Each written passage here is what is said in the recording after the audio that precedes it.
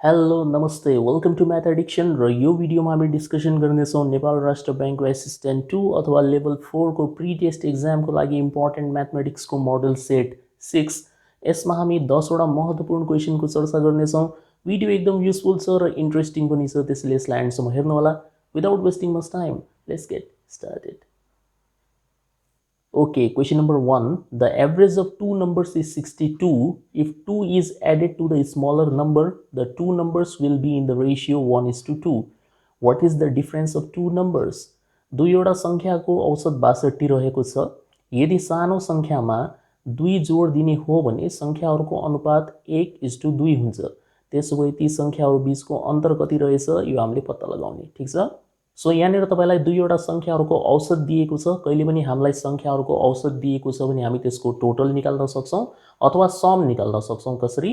औसतलाई कतिवटा सङ्ख्या छन् त्यसले गुणा गरेर। सो यहाँनिर केवल दुईवटा सङ्ख्या रहेको हुनाले 2 ले गुणा गरिदिनुहुन्छ, 124 त्यसको टोटल आयो। त्यसपछि हामीलाई क्वेसनले के भन्दैछ भन्दाखेरि जो सानो सङ्ख्या छ त्यसमा तपाईँ के गरिदिनुहोस्, 2 जोडिदिनुहोस्।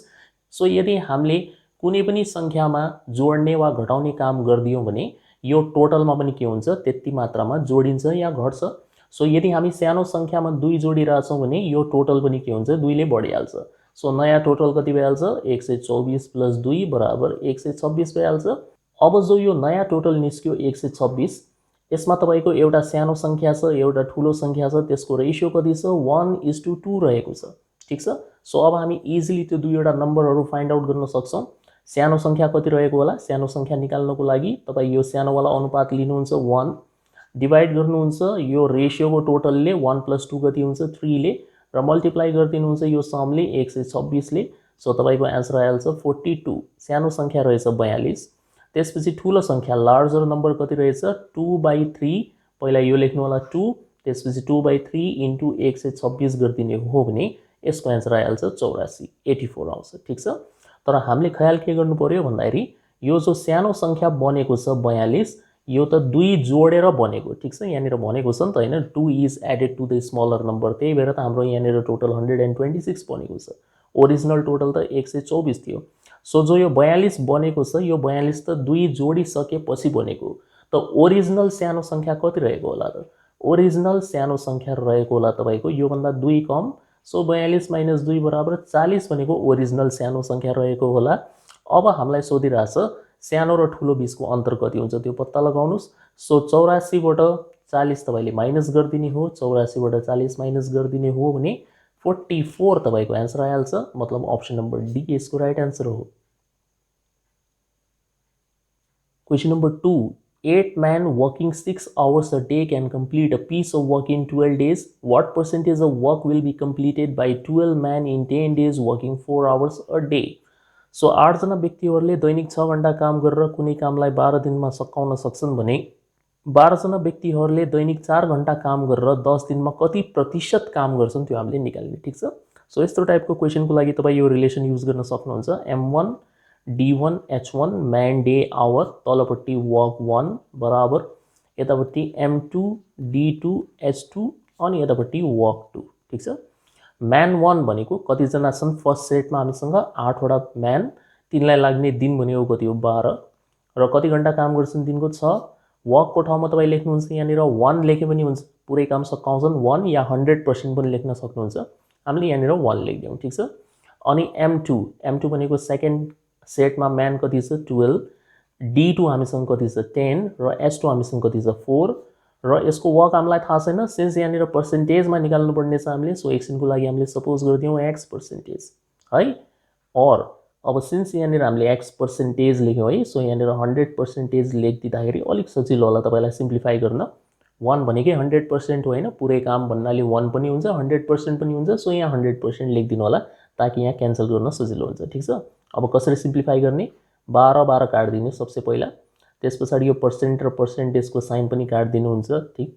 अनि त्यस पछाडि यो 4 ले 8 लाई काटिदिने 2 टाइम्स, अनि 2 ले 100 लाई काटिदिनुहुन्छ 50 टाइम्स, त्यसपछि 2 ले फेरि 3 टाइम्स, अनि यहाँनिर 225 जा। सो ओभरअलमा यहाँनिर बच्यो हामीसँग 3/25 र यतापट्टि हामीसँग बचिरहेछ 10/x।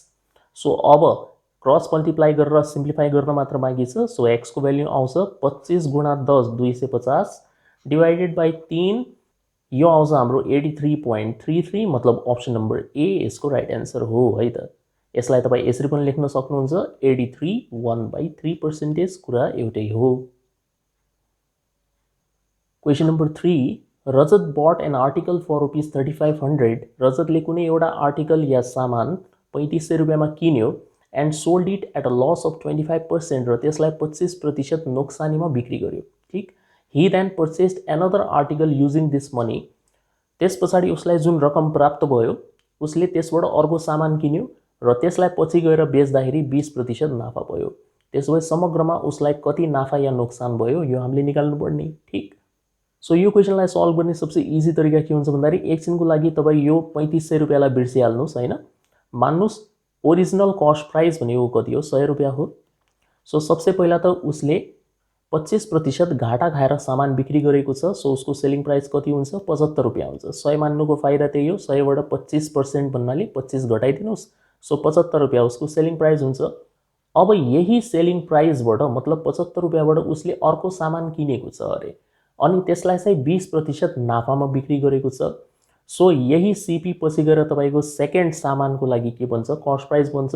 सो 75 रुपियाँ खर्च गरेर उसले सामान किन्यो र यसलाई बेच्दाखेरि 20% नाफा खाएर बेचेको छ। सो 20% नाफा खाएर बेचेको छ भने सेलिङ प्राइस कति हुन्छ, 120% मतलब 120/100 गुणा कस्ट प्राइस मतलब 75 इक्वल्स टू 20 ले काट दिने भने 6 पटक, यो 5 पटक, 5 ले 75 लाई 15 पटक, 15 × 6 90, 90 उसको सेलिङ प्राइस हुने रहेछ। सो अब हेर्नुहोस् त ओरिजिनल कस्ट प्राइस थियो 100 र फाइनल जो सेलिङ प्राइस छ त्यो हो 90। सो के भयो यहाँनिर 10 रुपिज लस भयो कि भएन, 10 रुपिजको लस भइरहेछ, 10 रुपिज है। अब यो 10 रुपिजको लस कसमा भइरहेको छ, जब हामीले सिपी 100 मान्यौँ। सो यसलाई तपाईँ पर्सेन्टमा कन्भर्ट गरिदिनुहोस् त कति प्रतिशतको घाटा भएको रहेछ खासमा। सो कति प्रतिशतको घाटा भएको रहेछ भनेर निकाल्नु पर्यो भने 10% लस हो यो, 10/100 × 100 गरिदिने हो भने यो आइहाल्छ हाम्रो 10%को घाटा भइरहेको छ। 100मा 10 रुपियाँ घाटा हुनुको मतलब 10% घाटा। घाटाको पर्सेन्टेज कसरी निकालिन्छ, लस बाई सिपी × 100, यो र यो त काटिहाल्छ। सो 10% घाटा है। सो अब हामी इजिली पत्ता लगाउन सक्छौँ कि यदि आर्टिकलको मूल्य या कस्ट प्राइस 3500 हो भने उसलाई कति घाटा भएको होला। जाहेर कुरा हो लस नै हुन्छ होइन। सो यहाँनिर जो यो गेन भनेर लेखिएको छ अनि यो नो गेन नो लस लेखिएको छ यो त गलत हो। ए र सी मध्ये कुनै एक हुन्छ। अब कुन राइट एन्सर हुन्छ त्यो त एकदम अभियस छ, अप्सन नम्बर सी नै हुन्छ, किनभने हामीले 10% घाटा निकाल्नु पर्ने छ कसको, 3500 को, त्यही एन्सर हुन्छ। सो 10% अफ 3500 यदि तपाईँले निकालिदिनु भयो भने 350 आइहाल्छ। सो अप्सन नम्बर सी यसको राइट एन्सर हो। Question number 4 the difference between the selling prices of an article sold at 4% profit and 3% profit is ₹3। The cost price of the article is. So 4% र 3% नाफामा बिक्री गरिएको कुनै वस्तुको बिक्री मूल्यहरू बीचको अन्तर ₹3 हुन्छ भने सो वस्तुको क्रय मूल्य कति होला यो हामीले पत्ता लगाउने एकछिनको काम हो। अब एकछिन यो क्वेसन चाहिँ म बुझाइदिन्छु। यसले खासमा भन्न खोजेको के भन्दाखेरि यो कुनै सामान हो या आर्टिकल हो। अब एउटा पसलमा कुनै पनि वस्तुको धेरै पिसेसहरू हुनसक्छ होइन, एकभन्दा बढी पिस पनि हुनसक्छ। सो तपाईँले के गर्नुभयो भन्दाखेरि एउटा पिसलाई चाहिँ 4% नाफामा बेच्नुभयो अरे, अनि अर्को पिसलाई 3% नाफामा बिक्री गर्नुभयो। सो यहाँबाट तपाईँको SP1 आइहाल्यो अनि यहाँबाट तपाईँको SP2 आइहाल्यो। अब यो दुईवटा जो सेलिङ प्राइस छन् यिनीहरू बीचको डिफरेन्स या अन्तर कति छ, 3 रुपियाँ छ भने यो वस्तुको क्रय मूल्य कति होला यो हामीले पत्ता लगाउने, सिपी हामीले पत्ता लगाउने हो। सो यहाँनिर बेसिकली हामीलाई के दिएको छ, नाफाको पर्सेन्टेज दिएको छ। दुईटै केसमा नाफा भएको छ। सो नाफाको पर्सेन्टेज दिएको छ अनि सेलिङ प्राइस बीचको डिफरेन्स दिएको छ है। सेलिङ प्राइस बीचको डिफरेन्स दिएको छ र तपाईँलाई सोधिरहेछ कस्ट प्राइस। सो यसको सर्टकट के हुन्छ, कहिले पनि यस्तो टाइपको क्वेसन आयो भने कस्ट प्राइस हामी डाइरेक्ट निकाल्न सक्छौँ। निकाल्ने तरिका के हुन्छ, सबसे पहिला तपाईँ लेख्नुहुन्छ यहाँनिर डिफरेन्स इन एसपी सेलिङ प्राइसहरू बीचको अन्तर divide by difference in profit percentage अनि मल्टिप्लाई बाई 100। ठिक छ। सो डिफरेन्स इन एसपी कति हो, 3। डिफरेन्स इन प्रफिट पर्सेन्टको मतलब हुन्छ ठुलोबाट सानो घटाउने हो। सो 4बाट 3 घटाइदिनुहुन्छ त्यो हुन्छ 1। 1 मात्रै लेख्नु होला, 1% भनेर नलेख्नु होला है। यो ख्याल गर्ने पर्सेन्टेजको साइन दिनु पर्दैन, खालि यो नम्बरबाट नम्बर घटाइदिनुहुन्छ। सो 4 बाट 3 घटाएर 1 लेखेको हामीले मल्टिप्लाई बाई 100 गरिदिनुहुन्छ। सो 100 इन्टु 3 कति भइहाल्छ, यो 300 भइहाल्यो। 300 त्यो वस्तुको क्रय मूल्य रहेछ। So option number B is the right answer. हेर्नुहोस् कति इजिली हामी यसलाई सल्भ गर्न सक्छौँ। अब कहिलेकाहीँ एक्जाममा तपाईँलाई एउटा नाफाको पर्सेन्टेज र एउटा घाटाको पर्सेन्टेज पनि दिन सक्छ। जस्तै यहाँ त दुईटै नाफा नाफा छ, एउटा नाफा एउटा घाटा पनि आउन सक्छ। त्यो केसमा सिपी निकाल्नको लागि अब माथि त डिफरेन्स इन एसपी त एकदम इजी भ्याल्यु, एकछिनको लागि मानौँ एक्स हो। तलपट्टि कसरी लेख्नुपर्छ, सो सपोज यहाँनिर मान्नुहोस् प्रफिट पर्सेन्टेज 5 छ, लस पर्सेन्टेज 3 छ भने तल के गर्नुहुन्छ तपाईँ, सबसे पहिला तपाईँ प्रफिट पर्सेन्टेज लेख्नुहुन्छ 5, अनि त्यसबाट तपाईँ घटाउनुहुन्छ र घटाउँदाखेरि कसलाई घटाउने हो हामीले, लसको पर्सेन्टेजलाई घटाउने हो। तर तपाईँले लसको पर्सेन्टेजलाई ब्र्याकेटमा -3 भनेर यसरी लेख्नुपर्ने हुन्छ। लस बुझाउनको लागि हामी एउटा माइनस साइन एक्स्ट्रा दिन्छौँ र यो भइहाल्छ हाम्रो एक्स अपन अहिलेको लागि -+8 हुन्छ। सो यसको मिनिङ यदि तपाईँलाई दुईटै नाफाको पर्सेन्टेज दिएको छ भने त एकदम इजी भइहाल्यो होइन, ठुलोबाट सानो माइनस गरिदिने हो हामीले। तर एउटा नाफा र एउटा नोक्सान दिएको छ भने वास्तवमा यो दुईटा के हुने रहेछ, जोडिने रहेछ। 5 + 3 8 अहिलेको लागि। यहाँनिर अरू कुनै पर्सेन्टेज छ भन्यो भने एड गर्नु होला र लास्टमा यसलाई 100 ले मल्टिप्लाई गरेपछि तपाईँको एन्सर आउँछ। ठिक छ, यो ख्याल गर्ने है त। Question number 5, on what sum the simple interest for 2 1/3 years at the rate of 3 3/4% is rupees 210। So यहाँनिर हामीले बेसिकली सामा अथवा प्रिन्सिपल पत्ता लगाउने हो, टाइम दिएको छ, रेट दिएको छ। सो यसको लागि त तपाईँ सर्टकट लगाउन सक्नुहुन्छ। प्रिन्सिपल निकाल्ने सर्टकट हुन्छ simple interest multiply by 100 divided by T into R. Simple interest भनेको 210 मल्टिप्लाइड बाई 100, टाइम भनेको हाम्रो 3 2 जा 6, 6 + 1 7/3 इन्टु रेट भनेको हाम्रो 4 3 जा 12, 12 3 जा 15/4 इक्वल्स टू, हल्का सिम्प्लिफाई गरिदिने हो हामीले। सो 3 ले 15 लाई 5 पटक काटिदियो। सो माथि 210 ठिक छ, 100 पनि ठिक छ, र यो तलपट्टिको जो यो 4 छ, यो 4 पनि माथि गइहाल्छ इन्टु 4। तलपट्टि हामीसँग बच्यो 7 पंजे 35 बच्यो। अब काट्दिने हल्का फुल्का। सो 35 ले डाइरेक्टली काट्न सक्नुहुन्छ तपाईँ, 6 पटक गइहाल्छ यो। 6 × 100 600, 600 × 4 गरिदिने हो भने 2400 2400। सो अप्सन नम्बर बी तपाईँको राइट एन्सर हुन्छ है त। Question number 6. The ratio of weights of A, B, C and D is 5:6:7:8. If the average weight of A and D is 65 kg, what is the average weight of B and C? So A, B, C, D को वजन को अनुपात तपाईलाई 5 6 7 8 दिएको छ। यदि A र D को औसत वजन 65 किलो हो भने B र C को औसत वजन कति होला, यो हामीले निकाल्ने। ठीक, सो यहाँनिर तपाईँलाई रेसियो छ A:B:C:D भनेर हामीलाई दिएको छ 5:6:7:8। ठीक, अब तपाईँलाई A र D को औसत दिएको छ।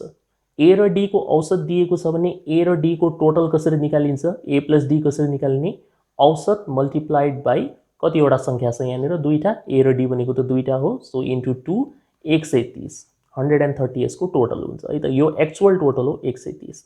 अब हेर्नुहोस् त रेसियो अनुसार टोटल कति हुन्छ, A को भ्याल्यु हो 5, D को भ्याल्यु हो 8, त रेसियो अनुसार यसको टोटल कति बनिरहेछ, 5 + 8 = 13।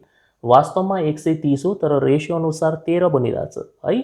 सो यसको मतलब 13 भनेको चाहिँ 130 बराबर रहेछ, 1 भनेको 10 बराबर हुन्छ। 130 लाई 13 ले भाग गरिदिएपछि 10 बराबर।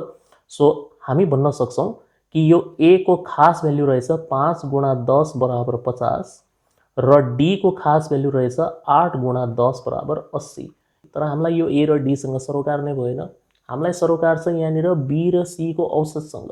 सो B र C हेर्नुहोस् यहाँनिर, B र C 6 र 7 यसको टोटल कति हुन्छ, 6 + 7 = 13 यसको टोटल भयो। रेसियो अनुसार यसको टोटल 13 हो, वास्तविक टोटल कति होला, यो 13 लाई यो मल्टिप्लाइङ फ्याक्टरले गुणा गरिदिने हो।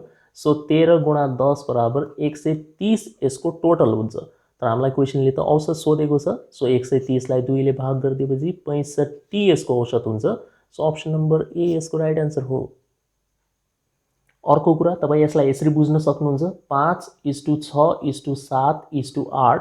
सो यहाँनिर यो A भयो, यो B भयो, यो C भयो, यो D भयो। त यहाँनिर तपाईँ हेर्न सक्नुहुन्छ A र D को टोटल 5 + 8 13 आइरहेछ, B र C को टोटल पनि 7 + 7 13 आइरहेछ। जब यो दुईटैको टोटल सेम छ भनेपछि यिनीहरूको एभरेज पनि के हुन्छ सेम हुन्छ। सो ए र डी को एभरेज यदि 65 हो भने बी र सी को एभरेज पनि कति हुन्छ 65 हुन्छ। सो एकछिनमा हामी यसको एन्सर निकाल्न सक्छौँ। यो अगाडिको चाहिँ तपाईलाई एक्सप्लेन गर्नको लागि सम्झाइएको प्रोसेस हो। एक्जाममा त तपाईँ यसरी सोचेर पनि लेख्न सक्नुहुन्छ है त। क्वेशन नंबर 7, यदि a पावर x बराबर b, b पावर y बराबर c र c पावर z बराबर a छ भने x y z को भ्यालु कति हुन्छ। एकदम सजिलो है। यस्तो टाइपको क्वेशनहरु त पहिला तपाईले धेरै सल्भ गर्नुभयो होला क्लास 9 10 मा इन्डिसेसमा।